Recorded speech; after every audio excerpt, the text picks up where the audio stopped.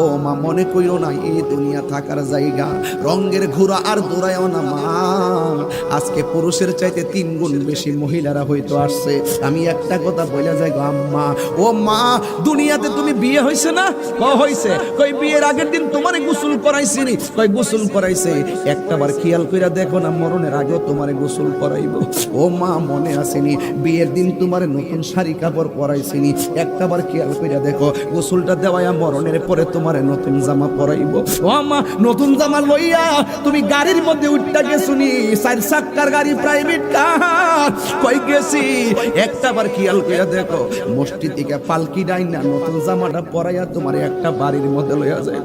ও মা তোমার বাড়িতে একটা বড় যাত্রী আইসুনি গো, হাজার হাজার লোক আইসুনি, শত লোক আইসুনি, কহ আইছিল। তুমি যখন বিদায় হইয়া যাইবা, তোমার করে তোমার পাশে শত শত লোক দাঁড়াইয়া থাকবো। তোমার স্বামীর বাড়িতে নিয়ে ছোট্ট একটা ঘরটার মধ্যে সাজাইয়া তোমারে ঢুকাইয়া দিছিল নি? ফুল টুল লাগাইছিল নি? লাগাইছিল। একটাবার দেখো না ওই কবরটাতে ঢুকাইয়া নতুন বাঁশ দিয়া, পুরান বাঁশ না, নতুন বাঁশ দিয়া তোমারে দিব, নতুন দাড়ি দিয়া তোমারে দিব, এমন সুন্দর কইরা ঘরটা বানাইব। ডানের মাটি গোলাই এত সুন্দর, ডানের মাটি গোলাই এত সুন্দর, মানুষগুলা কবরে পারে দাঁড়ায় এত সুন্দর ঘর, এত সুন্দর কবর।